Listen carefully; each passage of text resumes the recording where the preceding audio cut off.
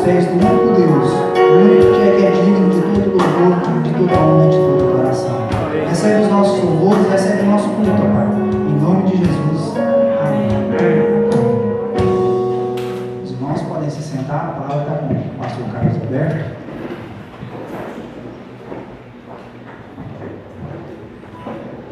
Graça e paz, meus irmãos. Amém. Que bom a gente estar reunido para cultuar o nosso Deus. Quero cumprimentar os irmãos que estão acompanhando o culto, participando pelo Facebook ou pelo Instagram, ou mesmo aqueles que receberão depois pelo YouTube. Que Deus continue nos falando ao coração. Hoje a gente tentou arrumar um jeito de ficar mais perto dos irmãos, sem contudo diminuir o distanciamento. Acho que vai ficar mais legal. Eu quero, nessa noite, falar com os irmãos, retomar a exposição de Gênesis. Nós temos mais 2 temas apenas para a gente tratar no livro de Gênesis, para a gente fechar. Nós falamos na última vez que pregamos, no dia 8 de março, nós falamos sobre a experiência de Jacó no Val de Jaboque, em Gênesis 32.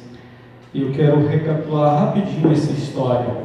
Jacó, em Gênesis 28, ele engana o seu pai, ajudado por Rebeca, sua mãe, para receber a bênção no lugar do seu irmão Esaú.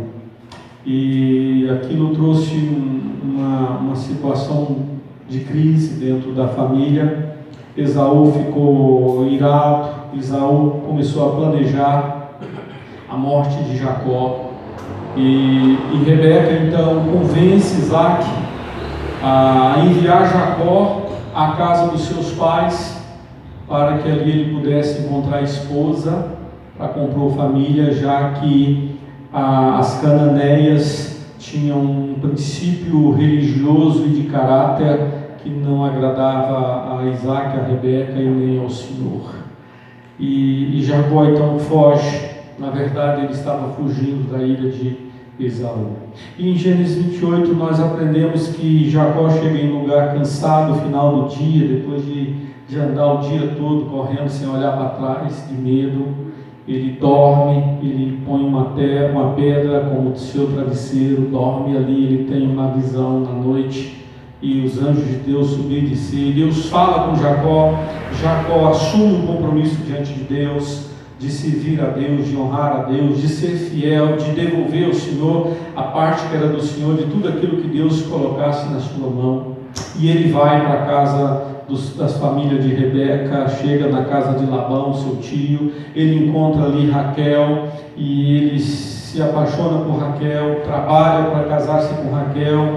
No dia do casamento, Labão engana Jacó, coloca Lia no lugar, e depois ele trabalha mais 7 anos para se casar com Raquel, constitui família, ele gera alguns filhos ali, e ele resolve voltar. Deus chama Jacó de volta à terra da peregrinação, a Padã Arã, a terra dos cananeus, onde Deus havia prometido dar a Abraão, a seu pai, a Abraão seu avô, e a Isaac seu pai, e Jacó seria então o herdeiro dessa promessa, um dos patriarcas. E ele volta, mas havia um temor. O temor era a ira de Esaú. Gênesis 32 foi a última mensagem que nós falamos.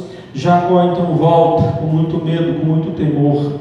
E Jacó, durante toda a sua vida até então, havia sido um trapaceiro, um enganador. O significado do nome Jacó é suplantador, enganador, um trapaceiro. E ele volta para encontrar com Esaú com muito medo, e ele chega no Val de Jaboque, um ribeirão naquela região. E ele faz passar toda a sua família, todos os seus bens, todos os seus filhos, suas servas, seus servos. Ele passa o val, e já no final da tarde, entrando à noite, ele volta para atravessar o val sozinho, para naquela noite ele buscar ou ter uma experiência transformadora. E naquela noite Deus luta com Jacó, e Jacó luta com Deus. E naquela noite, depois de a noite toda, uma luta tremenda de Jacó com o anjo do Senhor, e o anjo dizia para Jacó: me deixa ir, porque já está rompendo a manhã. E Jacó disse para o anjo do Senhor: eu não te deixarei ir, se não me abençoares. E naquela noite, o anjo do Senhor perguntou a Jacó: qual é o teu nome?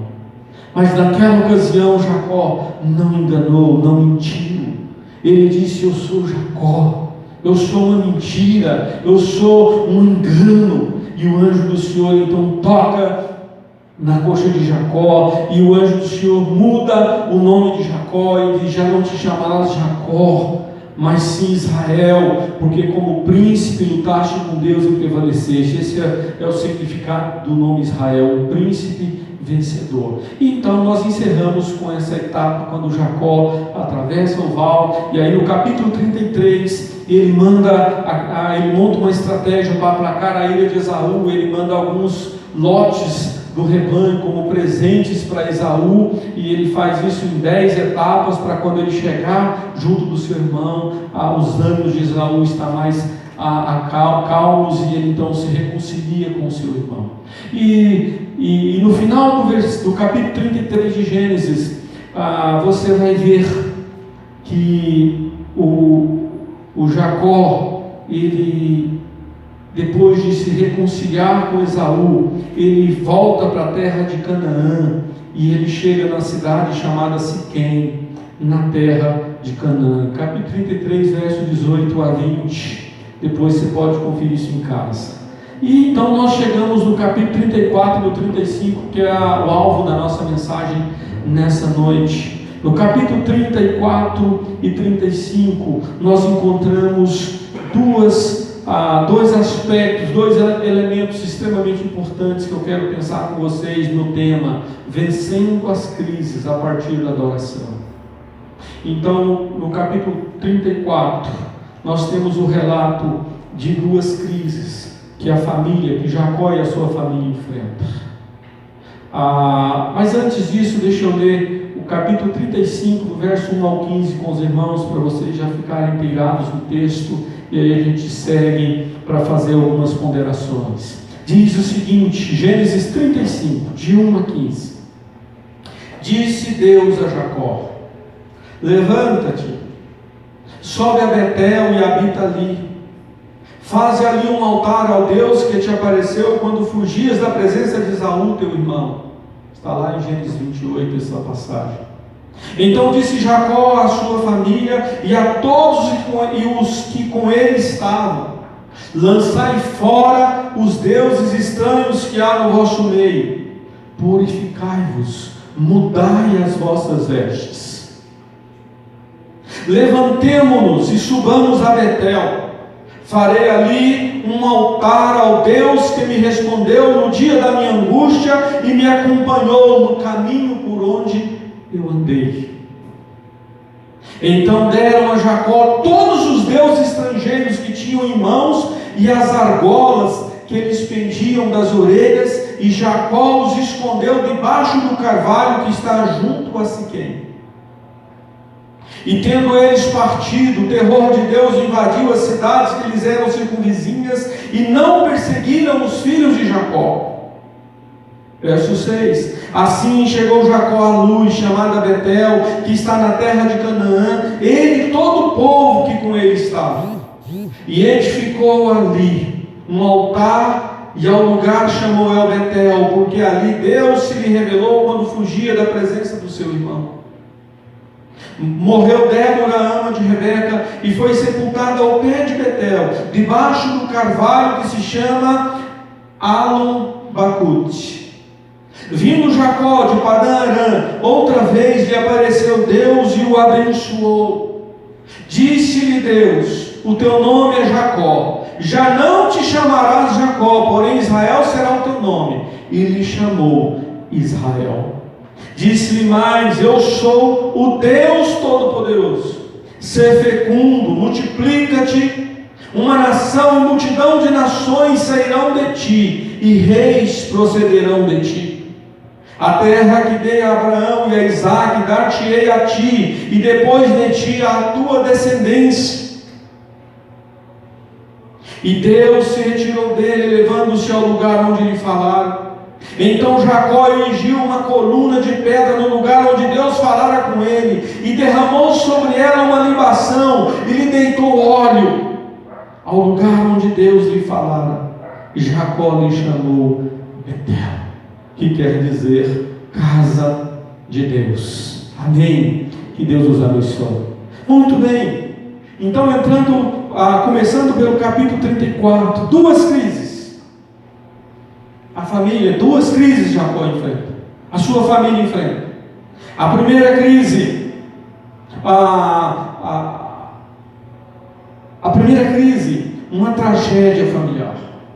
No verso 2 e 7 do capítulo 34, diz que viu Siquém, filho do Amor, rei de Siquém, viu Siquém, filho do Eveu Amor, que era príncipe daquela terra, e tomando-a possuiu. Está falando de quem? De Diná. A hora Diná, filha de Lia, que Lia dera a luz a Jacó, saiu para ver as filhas da terra. Viu Siquém, filho do Eveu Amor, que era príncipe daquela terra, e tomando-a possuiu, e assim a humilhou. Verso 7 diz que vindo os filhos de Jacó do campo, e ouvindo o que acontecera, indignaram-se, muitos se iraram, pois Siquém praticaram desatino em Israel, violentando a filha de Jacó, o que se não devia fazer. Qual é a primeira crise, meus irmãos? Uma tragédia. Diná, a filha de Jacó, ela foi estuprada pelo filho do rei de Siquém. Estupro não é coisa do nosso tempo. O estupro é um mal que acompanha a raça humana desde o início. O estupro, meus irmãos, é uma aberração.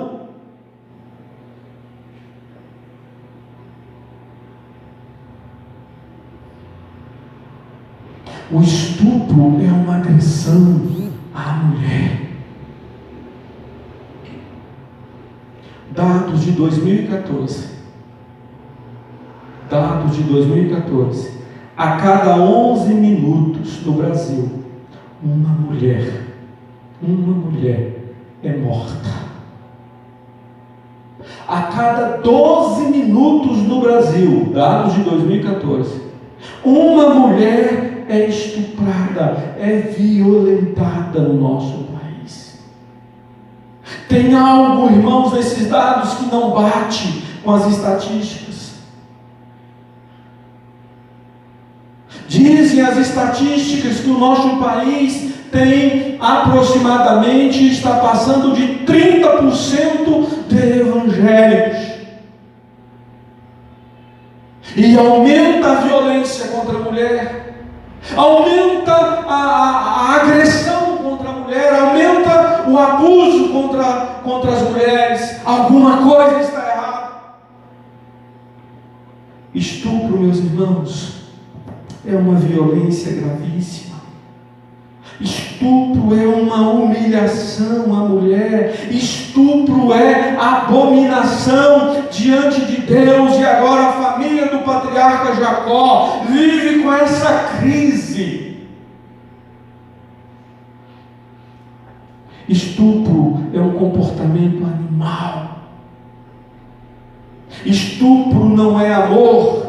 Verso 3 e o verso 8 do capítulo 34 diz que o Siquém amou a Diná. Diz que quando ele manda o seu pai a pedi-la em casamento, diz que a alma dele se apegou. Estupro não é amor. Estupro casamento não corrige essa agressão. Casamento não conserta a violência contra a mulher.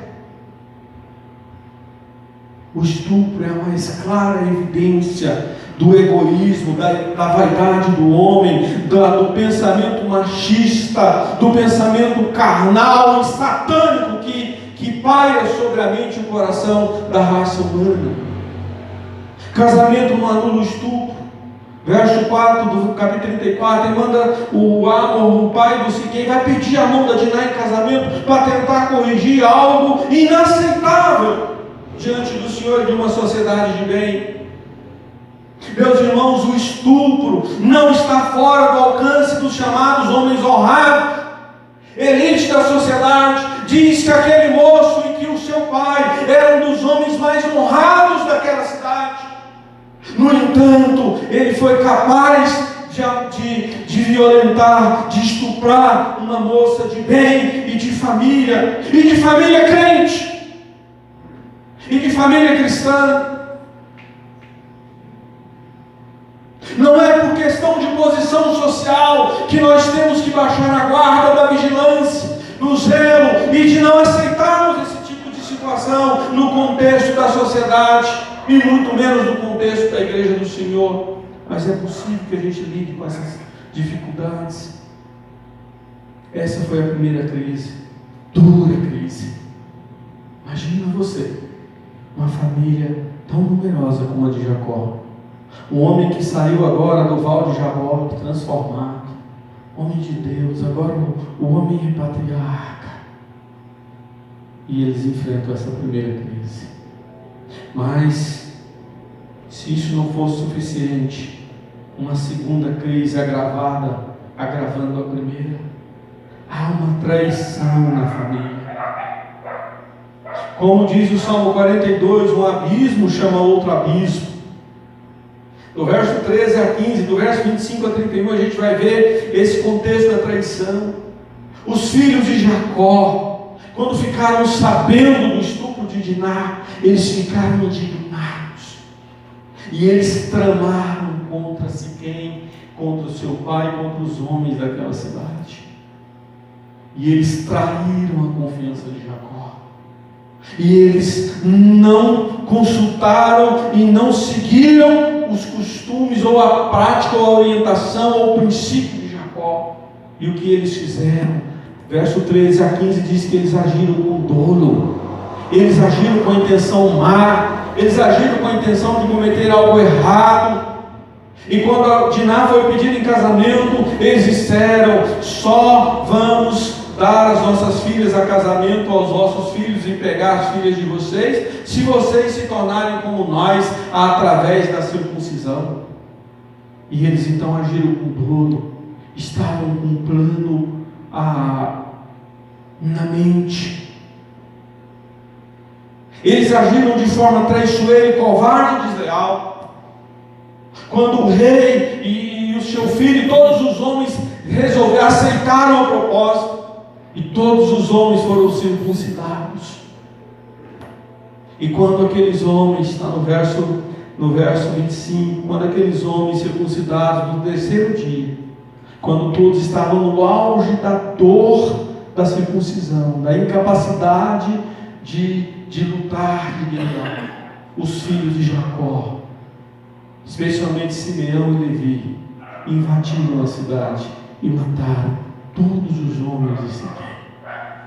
Uma traição ao seu lar, uma ação agravada pelo pecado do estupro, uma revolta. Em terceiro lugar, eles agiram a revelia do seu pai Jacó, não consultaram o seu pai, não ouviram o seu pai, fizeram as escondidas. E sabe o que acontece? Eles foram inconsequentes.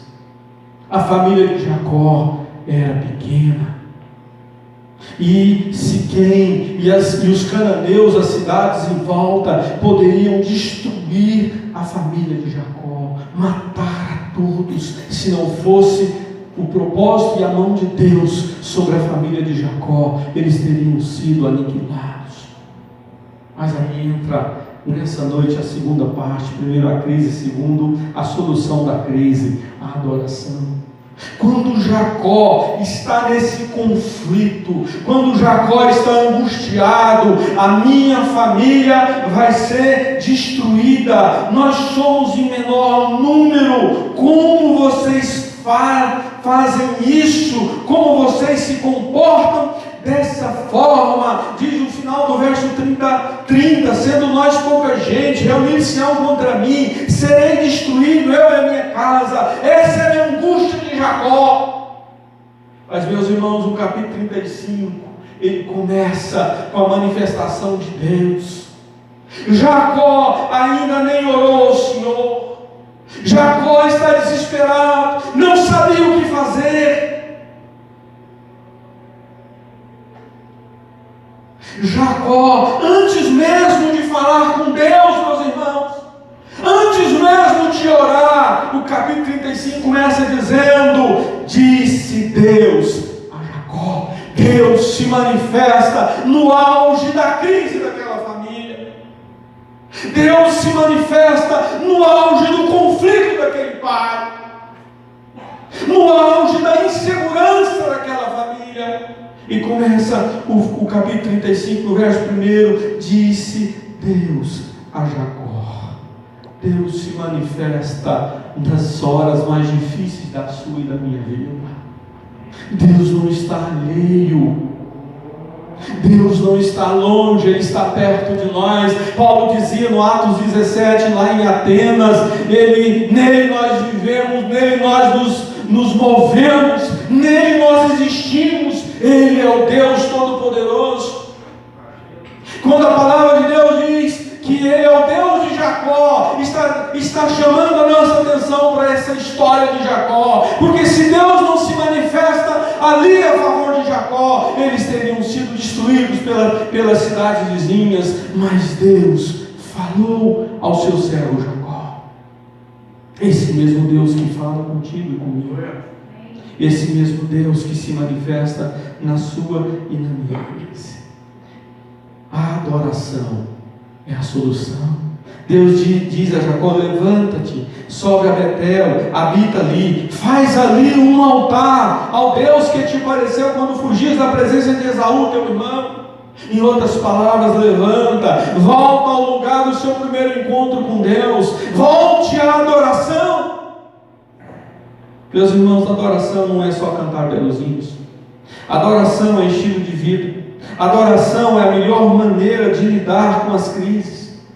Talvez seja essa a maior lição aprendida por Jacó.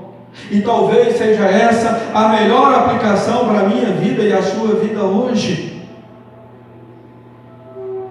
Disse Deus: vai a Betel, vai à casa de Deus, vai aonde Deus te encontrou, vai aonde Deus te achou, ferido, cansado, desanimado. Vai lá onde Deus falou ao seu coração. E aí, meus irmãos, eu me lembro do Salmo 90, verso 1 e o verso 2, que diz: o que habita no esconderijo do Altíssimo e descansa à sombra do Onipotente, diz ao Senhor: meu refúgio e meu baluarte, Deus meu em quem eu confio. A adoração, meus irmãos, parte do entendimento, parte da compreensão do que Deus é.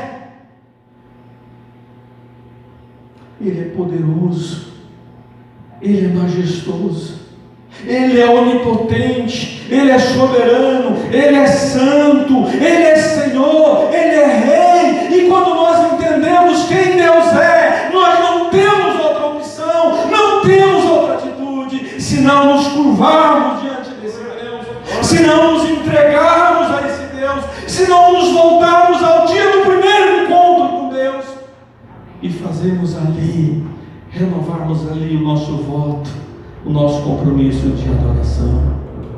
A adoração se evidencia em um conjunto de ações públicas e simultâneas. Eu quero terminar com essas ações. A adoração não é apenas transitar em uma reunião de crente, faz parte, mas é mais do que isso. É conhecer a pessoa de Deus na sua essência. E ela se evidencia, ela se caracteriza, ela se torna visível na sua e na minha vida a partir de algumas ações práticas simultâneas. Não é uma depois a outra, mas elas acontecem simultaneamente. Primeiro, o abandono dos deuses estranhos, o abandono de tudo aquilo que toma o lugar de Deus na nossa vida. O abandono das coisas que nos impede de encontrar Deus, de perceber Deus, de servir Deus, de se entregar a Deus. E quando Deus fala com Jacó, no verso 2, a primeira coisa que ele fala com a sua família, ele disse à sua família e a todos que com ele estavam: lançai fora os deuses estranhos que há no vosso meio. A evidência da sua e da minha adoração começa quando nós lançamos fora da nossa vida, do nosso coração, da nossa casa, os ídolos, os deuses estranhos, aquilo que toma o lugar de Deus na nossa vida. Segunda ação, arrependimento e confissão. Ainda no verso 2, na parte B, diz: purificai-vos, mudai as vossas vestes, consagrem, se preparem. Nós vamos à casa de Deus, então se purifiquem, então troquem as vestes, vistam roupas novas, roupas lavadas pelo sangue de Jesus, alvejadas pelo sangue do Cordeiro. Essa é a mensagem para a igreja. Terceira ação, gratidão. Verso 3 diz que ele diz: levantemos-nos, subamos a Betel, casa de Deus. Eu farei ali um altar ao Deus que me respondeu no dia da minha angústia e me acompanhou no caminho por onde andei. Vamos aonde eu encontrei o meu Deus. Eu vou adorar o meu Deus. Eu vou render graças e gratidão ao meu Deus. Eu vou ali levantar um altar ao Deus da minha vida. Adoração tem a ver, meus irmãos, com o abandono dos deuses estranhos, tem a ver com arrependimento e confissão de pecado, tem a ver com gratidão, e em quarto lugar, tem a ver com sacrifício de louvor. Verso 7 diz que edificou ali um altar, e ao lugar chamou Betel, porque ali Deus se lhe revelou quando fugia da presença de seu irmão. Ele volta ao mesmo lugar e ele edifica ali um altar. Ele diz: aqui é casa de Deus, aqui é lugar de encontro com Deus, aqui Deus se manifestou a mim, aqui Deus vai trazer respostas para nós, aqui Deus vai apontar o caminho para mim, vai apontar o caminho para nós, para a nossa família e para o projeto que Deus tem para nós. Sacrifício de louvor. Hebreus 13:15 diz que o louvor é fruto de lábios que confessam o nome de Jesus. Sacrifício de louvor. E aí eu me lembro de Romanos 12, tão citado tantas vezes por mim em várias mensagens aqui. Rogo-vos, pois, irmãos, eu insisto, eu suplico, irmãos, pelas misericórdias de Deus, que apresenteis os vossos corpos, o vosso corpo, por sacrifício vivo, santo e agradável a Deus, que é o vosso culto racional, e não vos conformeis com este século. Lancem fora as coisas mundanas, lancem fora as filosofias mundanas, lancem fora os deuses, os ídolos. Não vos conformeis com este século, mas transformai-vos pela renovação da vossa mente, santificai-vos, consagrai-vos, a mente de vocês, não só o corpo, para que possais experimentar qual seja a boa, agradável e perfeita vontade de Deus. Em último lugar, adoração tem a ver com o abandono dos deuses estranhos, com arrependimento e confissão, com gratidão, com sacrifício de louvor, com avivamento de Deus, que abençoa e transforma. Adoração são ações simultâneas de Deus na nossa vida que nos leva a entregar a Ele e não aos deuses, que nos leva a nos arrepender dos nossos pecados, que nos leva a ter um coração quebrantado e agradecido, que nos leva a sacrificar algo de nós para manifestar o nosso louvor e a nossa adoração ao Senhor, que nos leva a entregar a vida toda e toda a vida na presença do Senhor, e tem a ver com o avivamento de Deus, porque aí o avivamento acontece, aí a bênção de Deus nos alcança, aí a transformação se torna real e verdadeira na minha e na sua vida. Então, em primeiro lugar, verso 9, Deus, o avivamento que abençoa. Verso 9 diz que vindo Jacó de Padã Arã, outra vez lhe apareceu Deus e o abençoou. Deus se manifesta a Jacó. Ele vai a Betel. E aí ele está voltando e Deus encontra Jacó. E ele abençoa a Jacó. Verso 9. O verso 10 ele disse: e o abençoou. E mais embaixo ele vai falar da descendência. O verso 10 vai dizer que Deus novamente reafirma a transformação de Jacó. Verso 10: disse-lhe Deus: o teu nome é Jacó. Você se chama Jacó, mas você não te chamarás mais Jacó. Porém, Israel será o teu nome. E ele chamou Israel. Um Deus que abençoa e transforma. Não faz a obra pela metade. Um Deus que abençoa e transforma. Eu quero terminar a minha palavra dizendo, meus irmãos, a melhor forma e o melhor lugar para lidar com a sua crise, a minha crise, é aqui no altar do Senhor. É na presença do Senhor. É aqui, é no altar do Senhor que você tem na tua casa.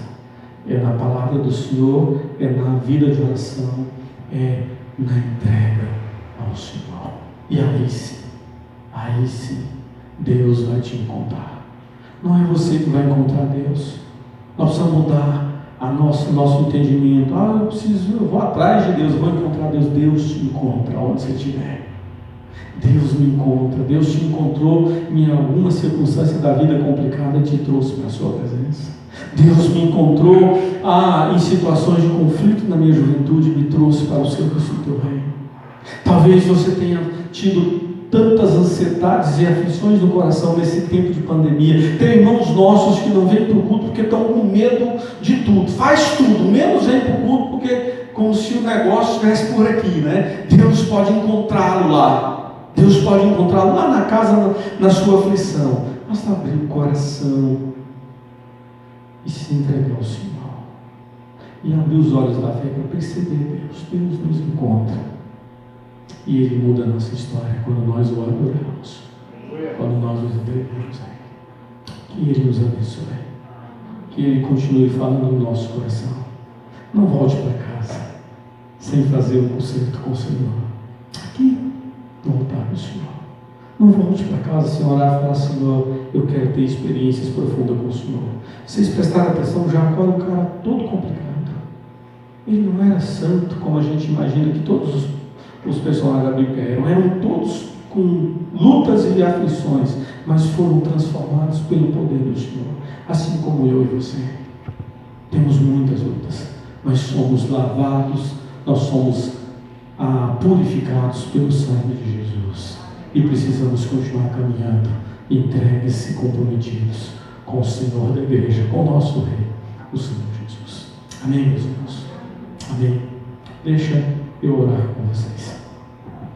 Senhor Deus, no nome de Jesus, que o Senhor continue falando no coração dos meus irmãos aqui, dos meus irmãos que estão acompanhando pelo Face, pelo Instagram, que essa palavra desafiadora entre na nossa mente, no nosso coração, para nos convencer que o altar do Senhor é o melhor lugar para estarmos, seja em qualquer momento da vida, em qualquer circunstância da vida. Nos ensine a viver em adoração, nos ensine a fazer da nossa vida uma adoração ao Senhor, de maneira que todas as pessoas que nós nos relacionamos vejam Cristo em nós e queiram conhecer o Senhor e se aproximem do Senhor pela manifestação do poder do Senhor na vida da tua igreja. Oh Deus, trabalhe o coração de cada um dos meus irmãos que aqui estão, das nossas famílias. Visite os irmãos que estão em casa, as suas famílias, derrama graça sobre eles. Senhor, aqueles que lidam e têm lutas com a violência doméstica, com os confrontos e conflitos dentro de casa, no nome de Jesus, Senhor, com o poder e autoridade do Teu Espírito, leve, Senhor, da parte do Senhor, a solução, a resposta, a harmonia e a reconciliação, ó Deus, nas nossas famílias. Senhor, nós pedimos que o Senhor repreenda a expansão desse vírus no país e no mundo. Nos faça o mais breve possível retornarmos com toda a liberdade, com toda a maneira e prática que temos, ó Deus, de cultos públicos, com todo o exercício da comunhão e do carinho que nós temos por todos os irmãos. Tenha misericórdia de nós, tenha misericórdia dessa cidade, do estado de Goiás e do Brasil. Tenha misericórdia das pessoas que sofrem, em nome de Jesus. Em nome de Jesus. Amém. Amém. Deus abençoe, meus irmãos. Nós temos a música para recolher as ofertas. Preparou? Não? Tem. Então nós vamos cantar mais uma música. Você que trouxe o dízimo, a oferta, pode depositar aqui no gasofilácio.